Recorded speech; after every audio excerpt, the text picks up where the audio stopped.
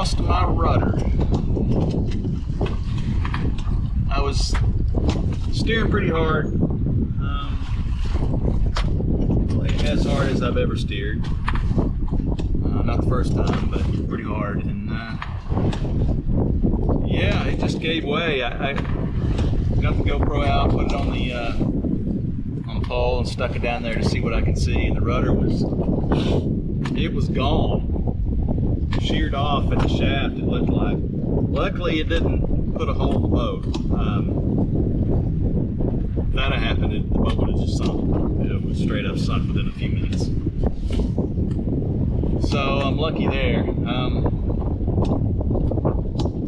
I did come across it floating alongside the boat. It was about, I don't know, about 50 yards off the boat, and I was hove to on the sea anchor at the time, so it was moving downstream faster than the boat. So I let out as much of the sea anchor's line as I could, 100 yards. And then I got some dock lines cinched together, jumped off the boat and swam toward it. And I was within about 10 yards of it, and I ran in a line. I couldn't get to it. Which, you know, I wish I had, you know, if I could have recovered the rudder, you know, I could have probably reattached it. But now I'm looking at refabricating it, and I can't imagine that's going to be less than like $5 grand. So yeah, that 5Gs just slipped through my fingers. Man, I was so close. I just couldn't get to it. It was just out of reach. But I am thankful. I am thankful the boat is still afloat. I've got a tow coming here in about 3 hours. I should be in Nassau this evening, and we'll just have to sort it out there. I wanted to get a look at the damage, so I put my GoPro on the end of my boat hook and randomly stuck it down there in the general direction of the rudder, and yeah, no rudder. And yeah, it looks like it just sheared off right there at the hull. So it really wouldn't have mattered had I recovered the rudder or not. It, you know, where it sheared off at, it made it impossible to reuse the rudder.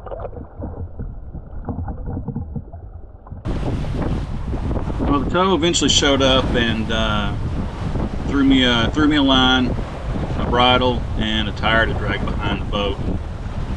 So we got all that situated, and we were off. It's a pretty wild ride.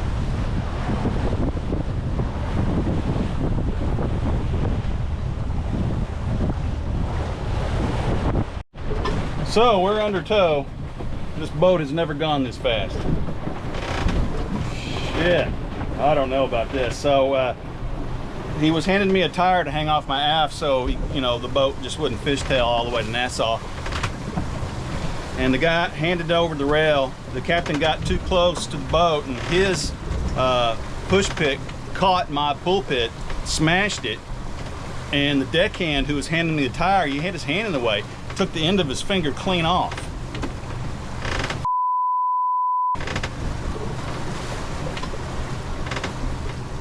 Oh shit. Man, I don't know about this. Well, we're in it now. There's no turning back. There's no other options. So a little bit of push pit damage, pulpit damage. The chrome bar, the stainless bar is bent up. Not too concerned about that. That's repairable. You know, we can just bend it back in place. But dude, man, that guy's finger, shit, that's a big deal. Holy crap. These guys are, I would not call them pros.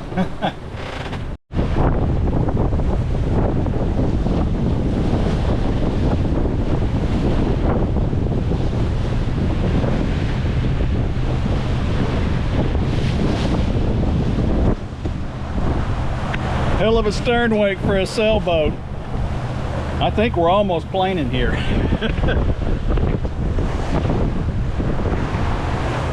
At first I thought he's being reckless, but I think he has to go this fast, so the wave that sits at the aft of the boat, like I just showed you, that wave right there, it tends to suck the boat backwards, and by doing that it stabilizes the whole boat. So we're going in a straight line now. Now I do have a tire tied off the back of the boat, dragging the tire. That helps, I guess, but we're pretty stable now. Before we were fishtailing pretty wildly. A little stressful. All right, let's see how fast we're going. 8 knots, 8 knots. This boat has never seen that kind of speed.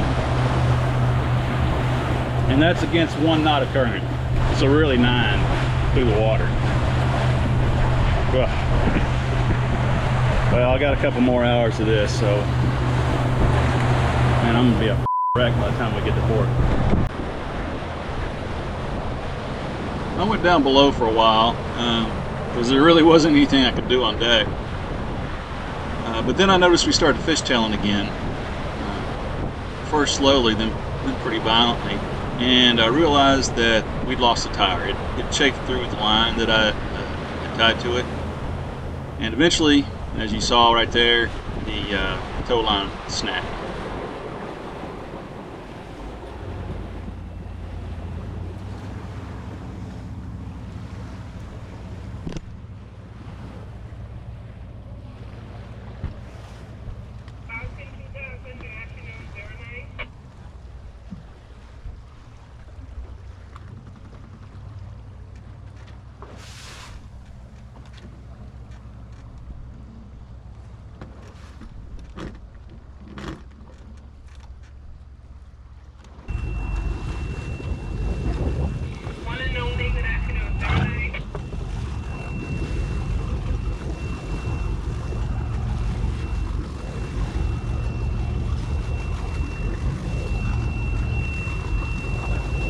So they came back around to throw me another bridle, but this time they didn't give me a tire, which I was a bit relieved because I'd hate to see him break his other hand, but I was pretty sure they weren't going to be able to tow me without me dragging a tire.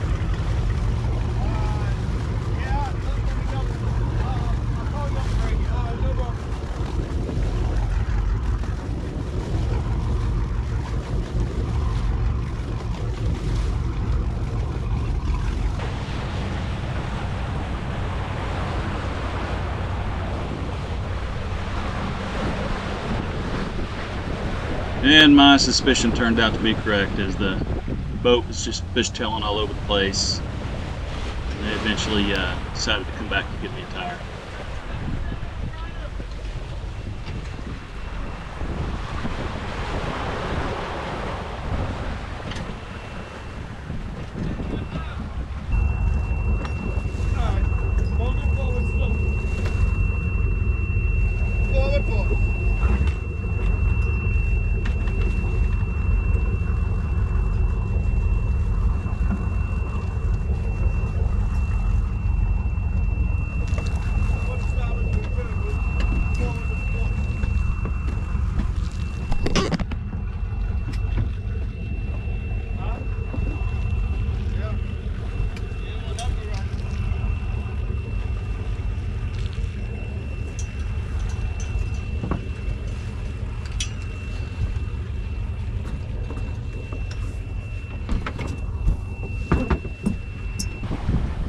New tire deployed, and we're off again.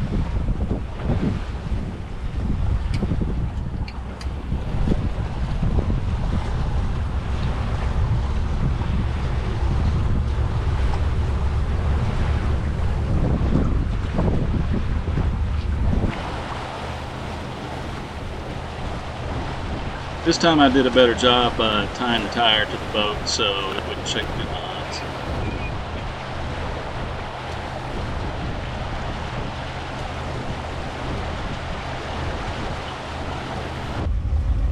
After a long ride, we finally made it into New Providence Harbor. But now the race was on because we had to dock before 6 p.m. as nobody likes to work past 6 p.m. here.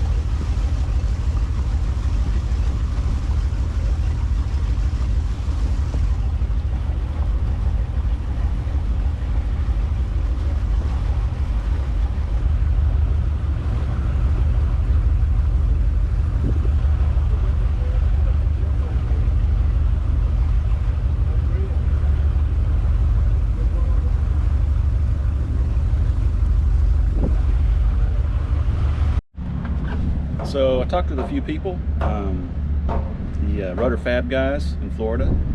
They have experience with this this boat and can make a rudder for it. And they explained to me kind of how the mechanics work, the parts that I couldn't see, and it makes sense with what I can see. Don't think I strictly have to, but I'm going to go ahead and dive down there and see what's what. See, you know, if there's anything I don't expect. And I'll take you with me.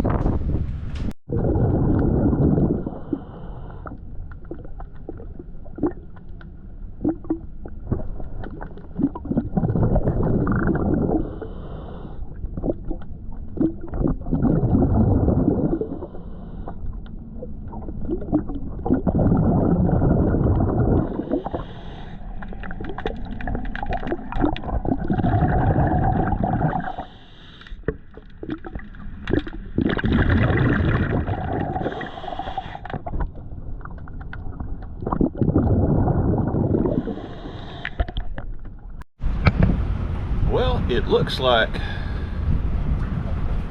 the rudder post corroded, and it's work hardened. Maybe it is stainless, so over the years it's work hardened, and looks like, I don't know if that's a fiberglass core or a foam core or something, but it, you know, it just kind of chipped off. It didn't have much structural strength to it. So, you know, I think it's just a matter of 30 years of use and abuse. I think that's what it boils down to. So now I think I'm going to try to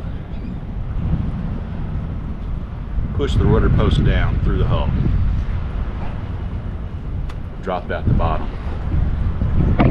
Current's slacking up. I don't think it's going to go far, but I do need it. Yeah, let me get some thought to that.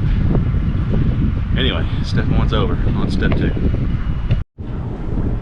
All right, we got some progress. So I was able to drop the remnant of the rudder post down. Here, I'll show you. So this is the emergency tiller connection, and the rudder post comes all the way up through this hole and is flush right about here. You can see it's just a pipe. I think it's a standard size pipe, like a Schedule 40, Schedule 80. But the outside diameter is critical, and I'll show you why in just a second. So, down here, this is a tight fit. Oh shit! There we go. All right.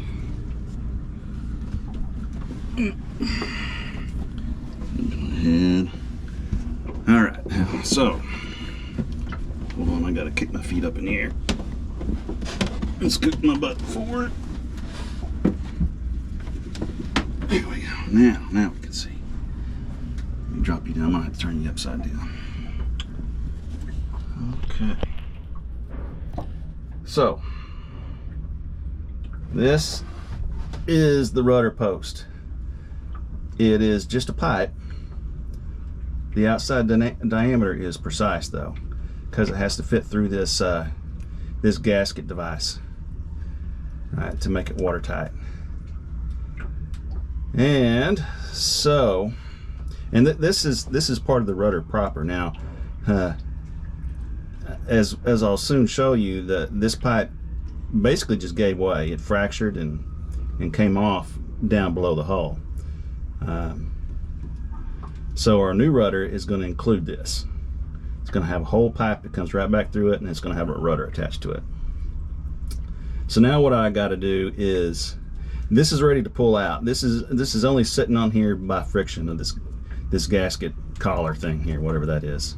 So I'm gonna dive down there, yank on it, and pull it through. And then once I do that, well, you know what? I could measure I could measure the inside and outside diameter of this thing right now. I don't really have to drop it. So maybe I won't do that. And by the way, that piece back there, that circular piece, that's 1/2 the quadrant.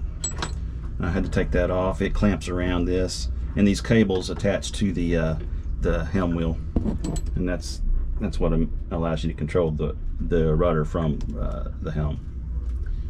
And then back there is the autopilot and the linkages and the control arm and all that stuff. So it really wasn't a big deal getting this thing apart. Let me turn you back up. Here we go. So I'm gonna have the rudder made. I'm gonna have it shipped down here, and I'm thinking about trying to install it right here in the slip. So dive down, push it up through the bottom of the hull. Yeah. The tricky part of that is the rudder is buoyant. It's going to float, and I don't know how difficult it's going to be to try to maneuver down there. If it's going to try to just float to the surface on me, and there's a little bit of current here, so I'm going to have to wait till slack tide, and I'm not sure when that's going to be. You know, hopefully it's going to be during daylight hours, and we only get 2 tide changes a day here, as opposed to 4 in Texas. So yeah, there's a lot of unknowns still. If I can't manage to get it inserted back here in the slip, then I'll just have to have it hauled. And I'd rather not do that because, well, I got to pay someone to move the boat. I got to pay to have it hauled, and more than likely they're not going to let me work on this in their boatyard. I'm going to have to hire a worker and tell them what to do, you know, and it's going to be way easier if I can do it myself here in the slip. So that's what I'm going to try. That's the plan. So I'm going to get these measurements, get them off to my rudder fab guy, and have him get to work.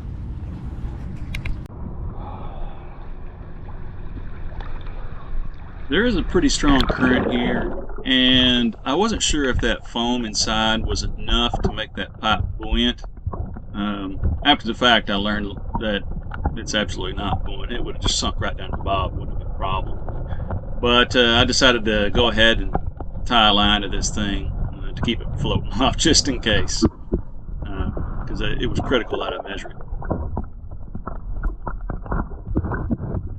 And to give it a few tugs, and yeah, it's not coming out easy. So what I ended up having to do is go back up and tap it out from the top. And there it is. That is what's left of my rudder. As you can see, it's just pitted and corroded out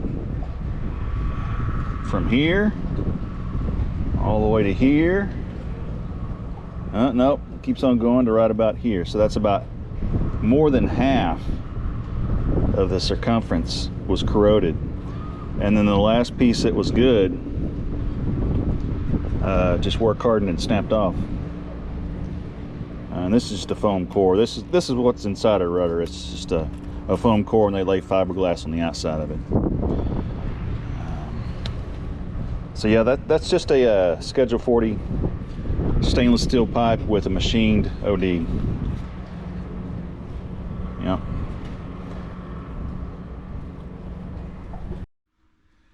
So I guess that is phase 1 of the rudder adventure wrapped up. Phase 2 is going to be putting it in. I'm still kind of on the fence whether or not I want to do it in slip or not. If I can do it in the slip, it's going to save me a substantial amount of money. But there's the sharks to worry about. And normally sharks don't bother me, but the ones around here are something to be concerned about. They're big bulls and even some tigers, and there have been several deaths out in the harbor here. People swimming and getting getting attacked. So it's a real threat. You know, sharks normally aren't a threat, but these particular species deserve a little more respect than the others. And you know, even in good conditions, I'm not completely confident I can maneuver that rudder into place underwater, because it's buoyant and it actually wants to float upside down with the, you know, the tail sticking up and the rudder post sticking down. So it might not be something I can even manage in best of circumstances. So I don't know. I'm going to give that some thought. I talked to the tow guy, and he's going to give me a break on moving me out of this slip, and hopefully finding me a cheaper slip, and then helping me get hauled out if that's what I decide to do. He's a really interesting guy. He does a lot of things here. He's a search and rescue guy. He's been here for a long time, knows a lot of people, and a lot of stories to tell. Really busy guy though. Anyway, so I'm taking a pretty big financial hit. Taking if I'm being honest, a pretty big emotional hit through all this. A lot of uncertainty, anxiety levels pretty high. It makes me question whether or not I want to be out here. So Lynn's encouraging me. She wants me to continue, and I do too. I mean, there's a big part of me that just wants to continue on, but there's another part of me, substantial part of me, that just wants to wrap it up and go home, my tail between my legs. So I think in the end I'll probably continue on. Once I have a little time to digest it, and once the sting of the bills subsides a bit, I'll probably continue on. But we shall see. All right, I'll talk to you guys later.